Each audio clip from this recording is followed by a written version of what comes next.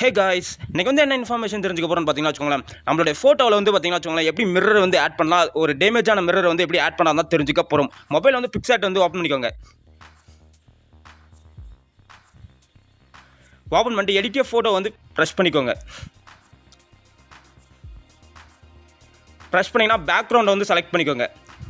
Select பண்ணி இந்த white கலரை வந்து சூஸ் பண்ணிக்கோங்க.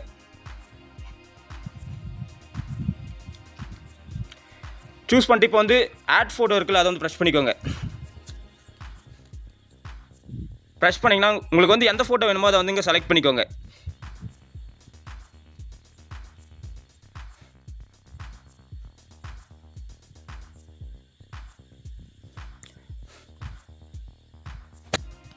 செலக்ட் பண்ணிட்டு உங்களுக்கு ஏற்ற மாதிரி அட்ஜஸ்ட் பண்ணிக்கோங்க.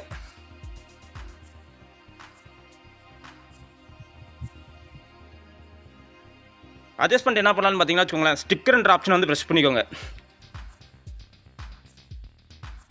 ப்ரெஸ் பண்ணிங்கன்னா சர்ச்சில் போயிட்டு கிளாஸ் ஹோல்டிங் சொல்லிட்டு டைப் பண்ணுங்கள். டைப் பண்ணிட்டு இப்போ ஓப்பன் பண்ணிங்கன்னா இதை வந்து அட்ஜஸ்ட் பண்ணிக்கோங்க. உங்களுக்கு ஏற்ற மாதிரி இப்போ அட்ஜஸ்ட் பண்ணிக்கோங்க.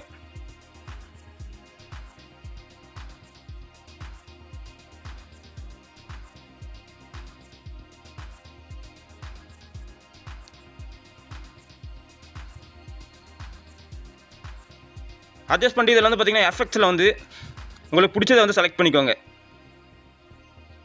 டிக் மார்க்கை கொடுத்து சேவ் பண்ணிவிட்டு அதுக்கப்புறம் வந்து பார்த்தீங்கன்னா எஃபெக்ட்ஸில் வந்து சேஞ்ச் பண்ணிக்கோங்க.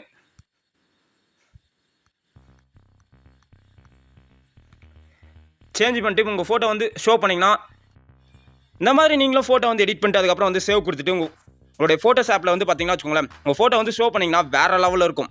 நீங்களே என்ன பாருங்களேன், இந்த ஃபோட்டோ வந்து எப்படி இருக்குன்னு சொல்லிட்டு. நான் இப்போ வந்து ரீசெண்டாக எடிட் பண்ணது. நீங்களும் வந்து இந்த மாதிரி லேர்ன் பண்ணிங்கன்னா கண்டிப்பாக உங்களுக்கு வந்து எடிட்டிங் ஸ்கில் வந்து இம்ப்ரூவ் ஆகும். நீங்கள் வந்து பேசிக்காக வந்து இந்த பிக்சாட்லேயே வந்து கற்றுக்கலாம். அதுக்கப்புறம் வந்து நீங்கள் சிஸ்டத்தில் கூட ஈஸியாக ஃபோட்டோ வந்து எடிட் பண்ணிக்கலாம்.